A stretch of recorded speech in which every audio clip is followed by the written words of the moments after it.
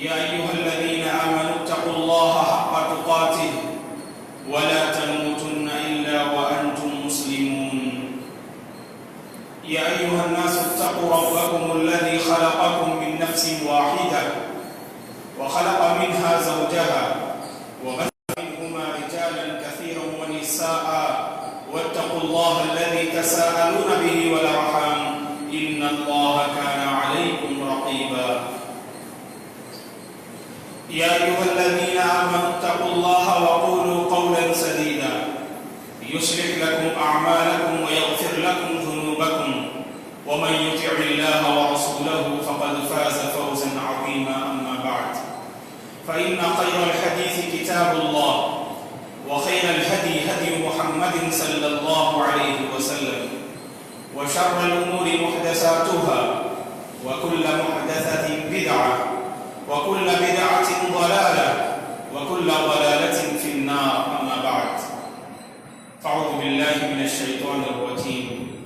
ولقد خلقنا الإنسان ونعلم ما توسوس به نفسه ونحن أقرب إليه من حبل الوريد إذ يتلقى المتلقيان عن اليمين وعن الشمال قعيد ما يلفظ من قول إلا لديه رقيب عتيد وجاءت سكرة الموت بالحق ذلك ما كنت منه تحيد ونفخ في الصور ذلك يوم الوعيد وجاءت كل نفس معها سائق وشهيد لقد كنت في غفلة من هذا فكشفنا عنك غطاءك فبصرك اليوم حديد وقال قرينه هذا ما لدي عتيد ألقيا في جهنم كل كفار عنيد مناع للخير معتد مريب الذي جعل مع الله إلها آخر فألقياه في العذاب الشديد قال قرينه ربنا ما أطغيته ولكن كان في ضلال بعيد قال لا تختصموا لدي وقد قدمت إليكم بالوعيد ما يبدل القول لدي وما أنا بظلام للعبيد إن الله يأمركم أن تؤدوا الأمانات إلى أهلها وإذا حكمتم بين الناس أن تحكموا بالعدل إن الله نعم ما يعظكم به إن الله كان سميعا بصيرا. تمام تعریفیں بزرگی اور بڑائی اس اللہ وحدہ لا شریک کے لیے ہے جس نے اس ساری کائنات کو پیدا کیا. درود اور سلامتی ہو اللہ کے پیارے حبیب صلی اللہ علیہ وسلم پر جنہوں نے اس دین کو بڑی ہی محنت اور مشقت کے ساتھ پہنچایا. درود اور سلامتی ہو رحمت للعالمین صلی اللہ علیہ وسلم کے اصحاب رضوان اللہ علیہم اجمعین پر، تابعین اور تبع تابعین پر، تمام مؤمن مرد اور عورتوں پر اللہ کی رحمت اور اس کی سلامتی و آمین. محترم بزرگوں، اسلامی بھائیوں، عزیز بچوں اور قابل احترام میری ماں و بہن، ایک مومن کی زندگی اچھے اخلاق سے عبارت ہے. جس زندگی میں اچھے اخلاق نہ ہوں، جس انسان کی زندگی میں مکارم اخلاق نظر نہ آئیں، جس انسان کی زندگی اچھے اخلاق سے محروم ہو، تو اس انسان کا اللہ کے پاس نہ کوئی مقام و مرتبہ ہے اور اس بندے کا بندوں کے پاس نہ کوئی حیثیت ہے. اللہ کے پاس اپنا مقام حاصل کرنے اور بندوں کے پاس اپنا ایک رتبہ حاصل کرنے، اللہ تبارک و تعالیٰ کی تقریب کے مستحق بننے اور بندوں کی عزت کے مستحق بننے کے لیے ہر انسان کو زیور اخلاق سے آراستہ ہونے کی ضرورت ہے.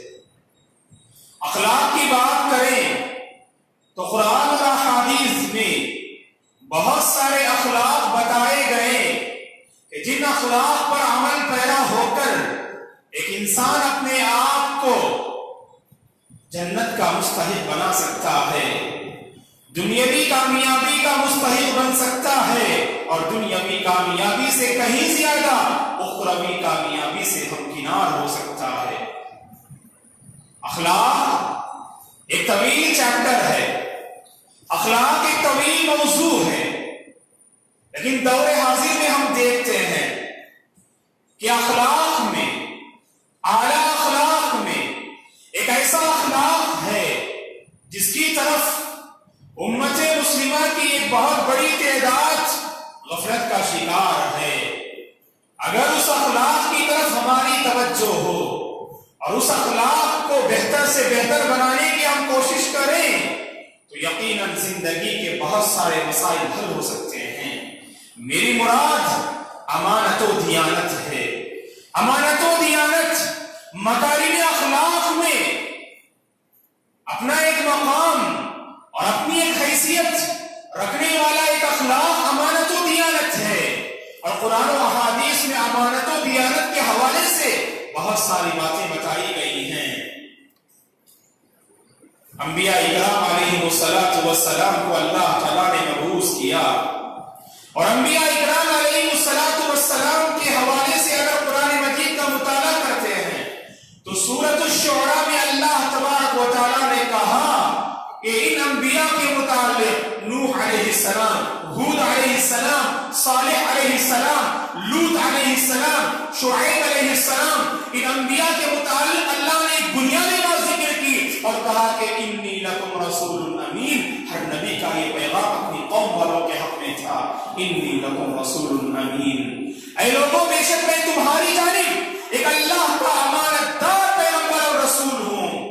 تو انبیاء اکرام علیہ السلام نے اپنی قوم کو رسالت کے حوالے سے جو جس اخلاق کا تذکرہ کیا وہ یہی امانت و دیانت ہے۔ کہا کہ رسول امین، میں ایک امانت دار پیغمبر ہوں، امانت دار رسول ہوں۔ اور خود جبریل علیہ السلام جو سید الملائکہ ہیں، جو فرشتوں کے سردار ہیں، جن کے بارے میں اللہ نے قرآن مجید میں کہا کہ نزل به الروح الامین، اور جبریل کو ہم جبریل نہیں کہتے ہیں بلکہ جبریل امین ہم کہتے ہیں، جبریل کو ہم جبریل امین کہتے ہیں، اور امین کا لقب دینے والا پروردگار ہے۔ کہا کہ نزل به الروح الامین، کہ اس قرآن مجید کو اللہ تعالیٰ کی جانب سے اس نبی کے دل پر لانے والے اور اتارنے والے یہ امانت دار فرشتے جبریل علیہ السلام ہیں۔ کہیں لوگ یہ نہ سمجھ لیں، مشرکین مکہ یہ نہ سمجھ لیں کہ یہ جبریل علیہ السلام اللہ کی طرف سے جو کلام لے کر آتے ہیں اس میں وہ من مانی کرتے ہیں، خیانت کرتے ہیں اور آیتوں کو بدل دیتے ہیں، کہیں یہ تصور نہ کر لیں۔ اسی لیے اللہ تعالیٰ نے اس صفت اور اس اخلاق کا تذکرہ کیا، کہا کہ یہ جبریل امانت دار ہے، اللہ تعالیٰ کا کلام، اللہ کی آیتیں جیسے اللہ تعالیٰ نازل کرتے ہیں اسی طرح یہ نبی کے دل پر نازل کراتے ہیں اور اتارتے ہیں۔ یہ جبریل علیہ السلام خود ہمارے نبی کا حال کیا تھا؟ رسول اللہ صلی اللہ علیہ وسلم کی زندگی اخلاق سے عبارت تھی، مکارم اخلاق پر فائز تھے، لیکن ایک ایسی صفت جو امانت کے حوالے سے ہم کہہ رہے ہیں یہ آپ کی زندگی میں نمایاں طور پر ہمیں نظر آتی ہے۔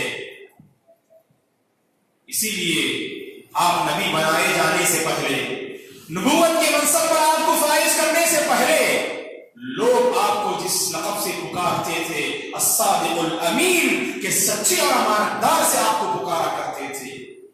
جب آپ کی عمر 18 سال کی تھی صلی اللہ علیہ وسلم کی، اور سیرت کی ایک اور روایت کے مطابق جب آپ کی عمر 20 سال کی تھی تو مکہ مکرمہ میں ایک زبردست سیلاب آتا ہے، اور سیلاب کی وجہ سے کعبے کی دیواریں منہدم ہو جاتی ہیں، کعبے کی دیواریں گر جاتی ہیں، اور مکہ کے لوگوں نے فیصلہ کیا کہ چونکہ کعبہ ان کی نگاہوں میں بہت ہی مقدس مقام تھا اور اس کی وہ تقدس کی نگاہ سے اسے دیکھتے تھے اور اس کی عزت اور اس کی تقریب کیا کرتے تھے، جب سیلاب کی وجہ سے کعبے کی دیواریں گر گئی تو قریش والوں نے فیصلہ کیا، مکہ کے سرداروں نے فیصلہ کیا کہ دوبارہ اس کعبے کی تعمیر کریں، اور انہوں نے اس بات پر گویا کہ ان کا عہد ہوا کہ اپنے پاس جتنی حلال کمائی ہے اس کعبے کی تعمیر میں صرف حلال کمائی ہم جو لگائیں گے اور حرام کمائی ہم نہیں لگائیں گے۔ جب سارے لوگ اس پر متفق ہو جاتے ہیں اور اپنا سارا حلال پیسہ لا کر جمع کرتے ہیں، کعبے کی تعمیر سے فارغ ہو جاتے ہیں،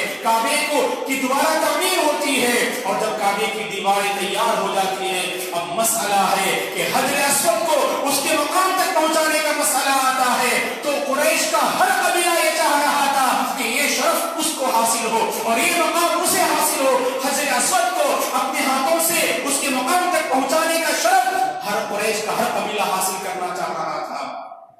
اور ایک زبردست لڑائی پیدا ہو گئی. ایک زبردست لڑائی کفار کے اور قریش کے اور مکہ کے سرداروں کے درمیان زبردست لڑائی شروع ہو گئی اور کئی دنوں تک یہ لڑائی جاری رہی.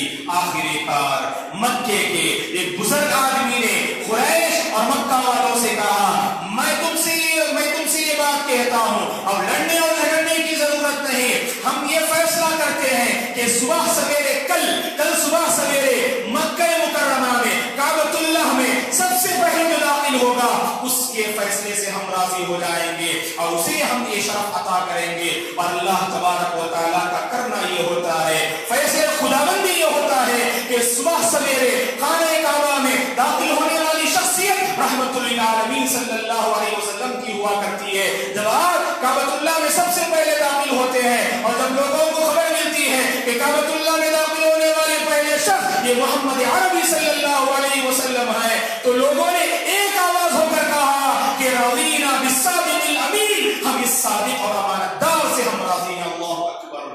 سارے لوگوں نے ایک آواز میں کہا. ابھی جوانی کے مرحلے سے آپ گزر رہے ہیں. دیکھیے دوستو کہ پیارے حبیب نے جوانی کے مرحلے میں اپنی قوم میں کیسا اثر انداز ہوئے, اس پر غور و فکر کرنے کی ضرورت ہے. اس کے بعد اگر آپ چاہتے تو آپ خود بخود اس حجر اسود کو اس کے مقام تک پہنچا دیتے, لیکن آپ نے بہترین فیصلہ کیا اور کہا کہ جو قبائل مختلف قبیلے والے تھے ہر قبیلے کے سردار کو آپ نے بلایا اور ایک چادر آپ نے بچھائی اور چادر پر حجر اسود کو رکھ دیا گیا اور چادر کے مختلف حصوں کو وہ قبائل کے مختلف سردار گویا کے پکڑ لیے اور اس کے بعد اسے اس کے مقام تک گویا کے پہنچا دیا گیا.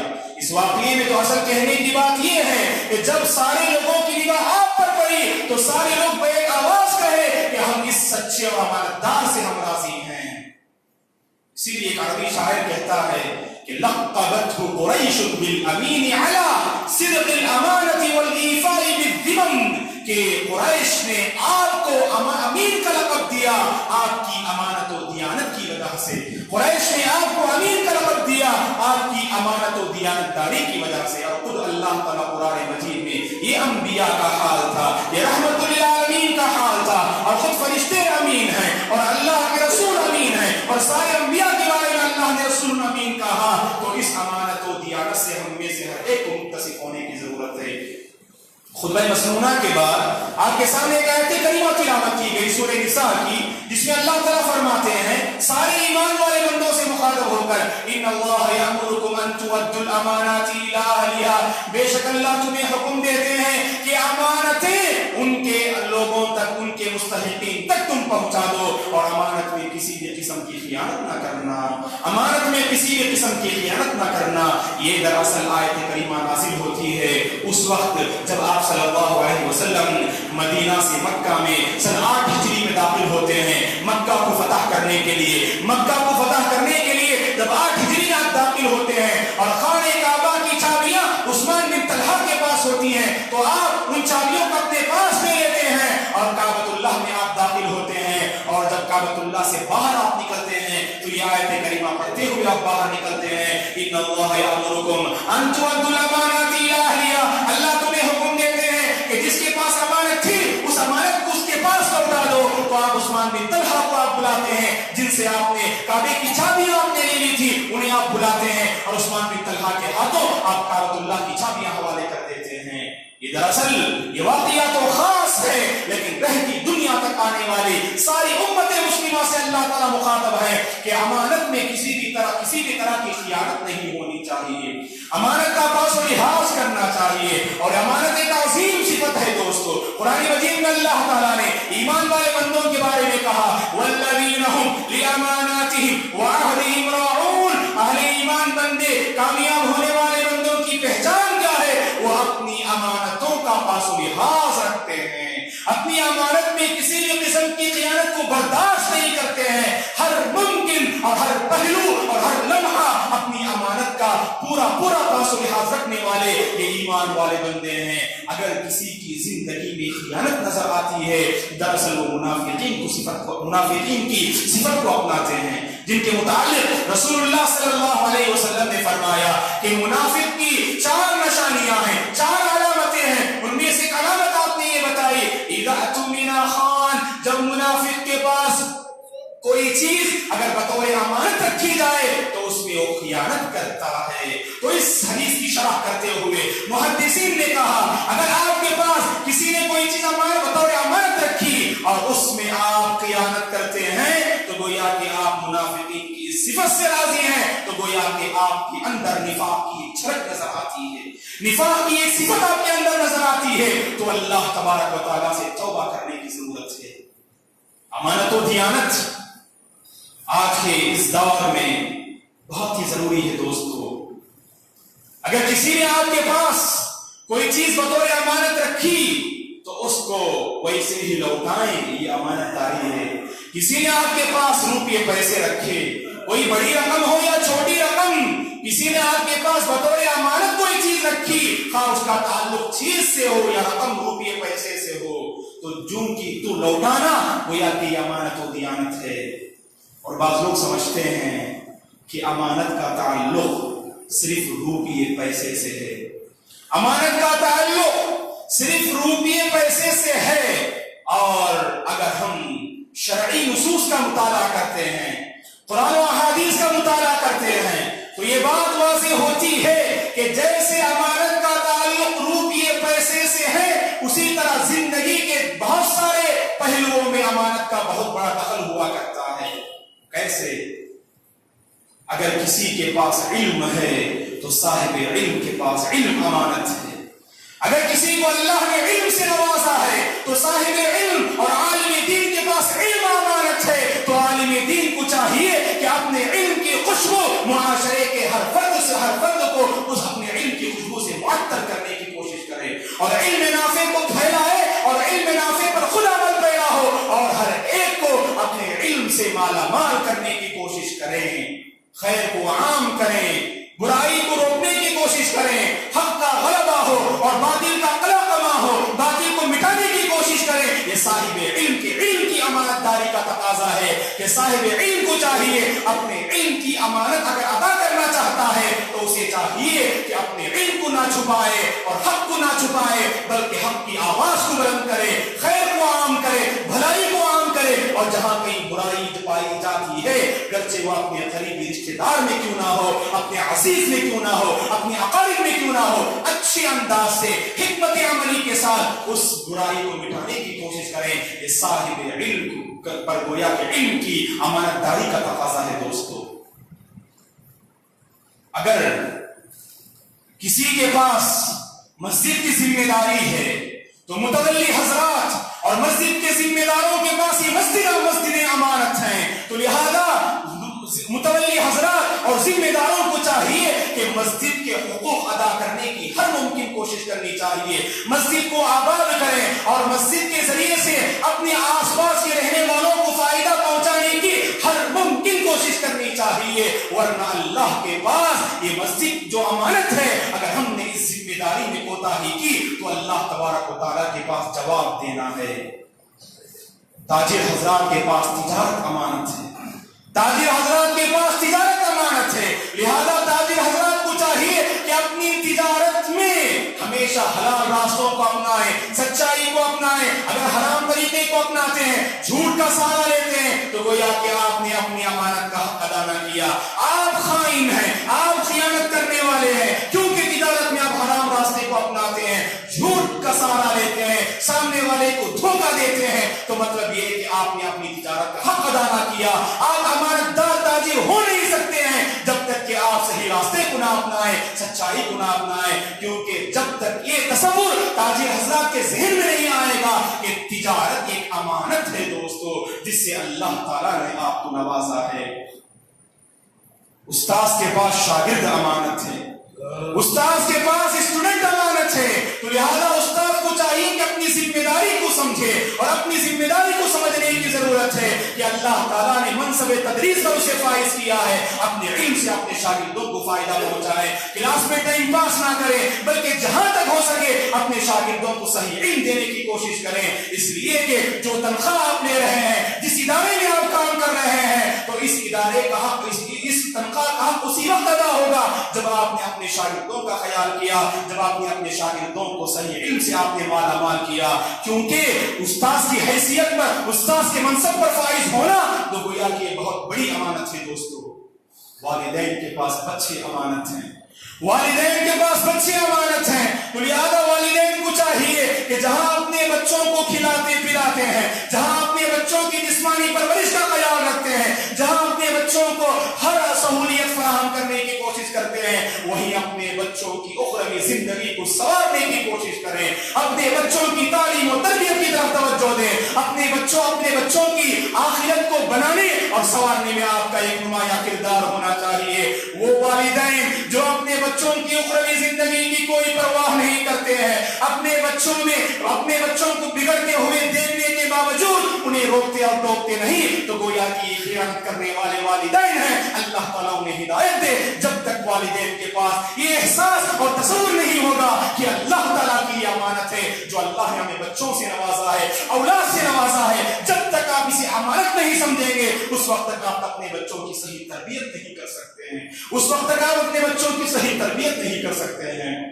کہیں بھی آپ کام کرتے ہیں، کہیں بھی آپ جاب کرتے ہیں، تو سمجھ لیجئے کہ جہاں آپ جاب کرتے ہیں تو گویا کہ وہ ادارہ اور وہ کمپنی اور وہ شریکہ گویا کہ آپ کے لیے امانت ہے۔ ان چیزوں کا خیال کرنا اور ان کا پورا حق ادا کرنا اور کمپنی کو آگے بڑھانے اور کمپنی کو فائدہ پہنچانے کے لیے ہر اچھے اور صحیح راستے کو اپنانا اس کمپنی میں کام کرنے والوں پر یہ ذمہ داری ہے۔ تبھی کام کرنے والوں نے اپنی امانت کا حق ادا کیا۔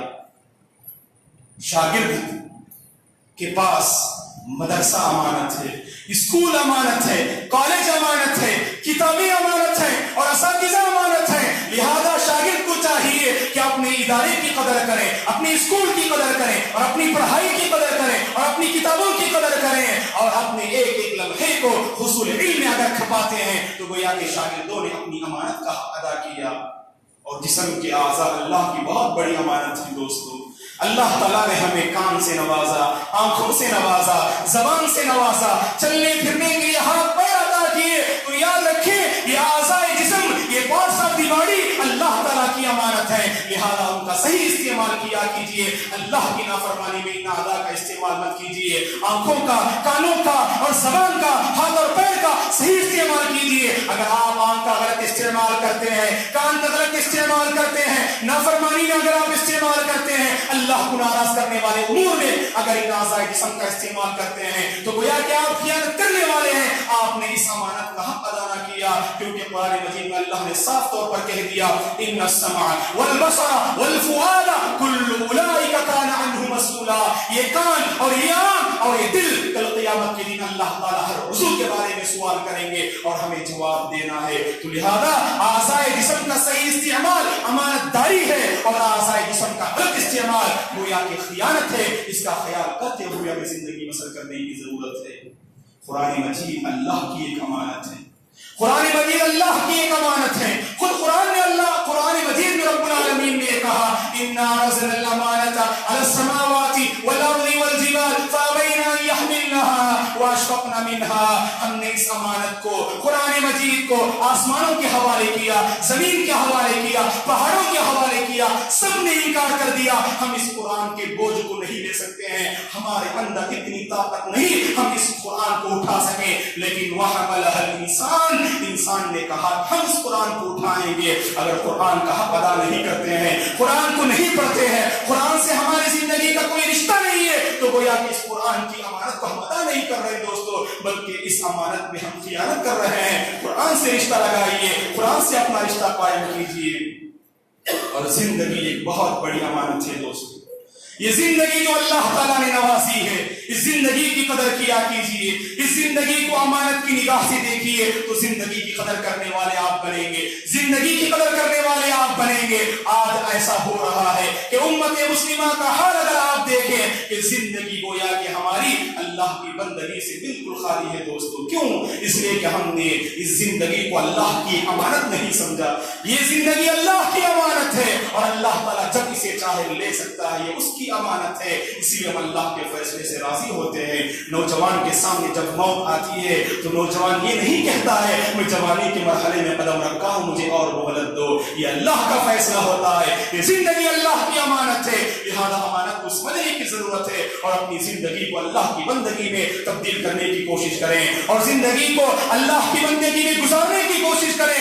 اللہ اور اس کے رسول کے احکامات پر عمل کرنے والے بن جائیں تو گویا کہ زندگی کا ہم نے حق ادا کیا. اور یاد رکھیں دوستو, جیسے جیسے ایام گزر رہے ہیں ہم قیامت سے قریب ہوتے جا رہے ہیں. رسول اللہ صلی اللہ علیہ وسلم نے تنبیہ کرتے ہوئے فرمایا قیامت کی ایک نشانی ہے, قیامت کی ایک نشانی ہے کہ امانت میں خیانت کرنا.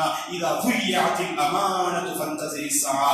ایک صحابی نے اللہ کے رسول سے پوچھا, اے اللہ کے رسول قیامت کب آئے گی, قیامت کب آئے گی؟ تو آپ نے کہا جب امانتوں کو ضائع کر دیا جائے تو قیامت کا انتظار کر لو. آج ہم دیکھ رہے ہیں جتنے مختلف شکلیں میں نے آپ کے سامنے واضح کی, آج دیکھیے کتنے ایسے میادین, کتنے ایسے زندگی کے امور ہیں جن میں ہم خیانت کرتے ہیں. تو اسی لیے امانت کا جو وسیع مفہوم مذہب اسلام پیش کرتا ہے, ہم میں سے ہر ایک کو اس مفہوم کو سمجھنے کی ضرورت ہے. جیسے ہم سمجھ رہے تھے امانت کا مطلب روپیہ اور پیسے اگر کسی کے پاس ہو اس کو ویسے ہی واپس کر دینا یہ امانت ہے, ہم بھی یہی کہتے ہیں یہ بھی ایک امانت ہے. اور اس کے علاوہ جو میں نے مختلف شکلیں بتائی کہ شاگرد کے پاس اور استاد کے پاس شاگرد امانت ہے, اور ماں باپ کے پاس بچے امانت ہیں, اور عالم دین کے پاس علم امانت ہے, اور متولی حضرات اور ذمہ داروں کے پاس مسجدیں امانت ہیں, اور تاجر حضرات کے پاس تجارت امانت ہے. اگر ہم نے ان امور میں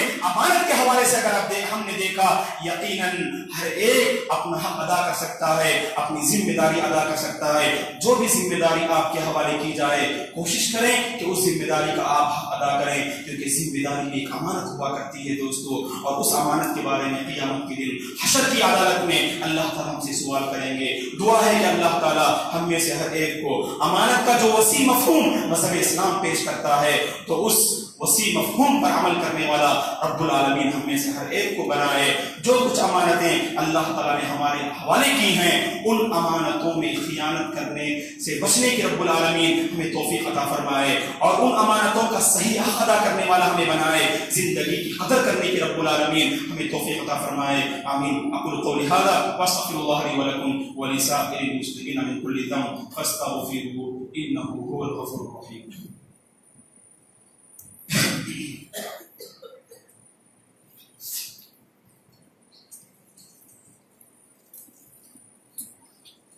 إن الحمد لله نحمده ونستعينه ونستغفره ونعوذ بالله من شرور أنفسنا ومن سيئات أعمالنا. من يهده الله فلا مضل له ومن يضلل فلا هادي له, وأشهد أن لا إله إلا الله وأشهد أن محمدا عبده ورسوله. أما بعد فأعوذ بالله من الشيطان الرجيم. إن الله وملائكته يصلون على النبي يا أيها الذين آمنوا صلوا عليه وسلموا تسليما. اللهم صل على محمد وعلى آل محمد كما صليت على إبراهيم وعلى آل إبراهيم إنك حميد مجيد. اللهم بارك على محمد وعلى آل محمد كما باركت على إبراهيم وعلى آل إبراهيم إنك حميد مجيد. اللهم أعز الإسلام والمسلمين وأذل الشرك والمشركين. ربنا لا تزغ قلوبنا بعد إذ هديتنا وهب لنا من لدنك رحمة إنك أنت الوهاب. اللهم آت نفوسنا تقواها وزكها أنت خير من زكاها أنت وليها ومولاها أنت وليها ومولاها. اللهم إنا نسألك علما نافعا ورزقا واسعا وشفاء من كل داء. اللهم لا تدع لنا ذنبا إلا غفرته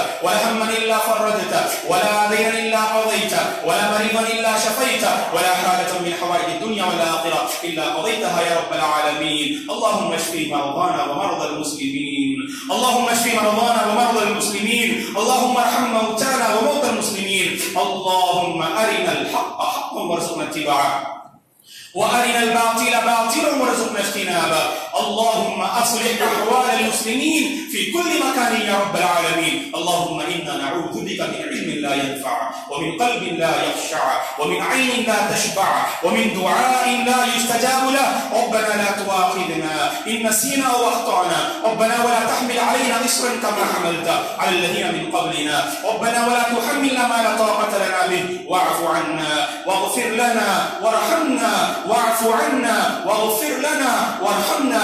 أنت مولانا فانصرنا على القوم اللهم اكفنا بحلالك وحرامك وأغننا بفضلك وفضلك عمن سواك. اللهم أعنا على ذكرك وشكرك وحسن عبادتك. اللهم إنا نسألك الهدى والتقى والعفاف والغنى.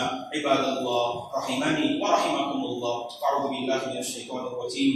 إن الله يأمر بالعدل والإحسان وإيتاء ذي القربى وينهى عن الفحشاء والمنكر والبغي يعظكم لعلكم تذكرون. اذكروا الله العظيم يذكركم ولذكر الله تعالى أكبر.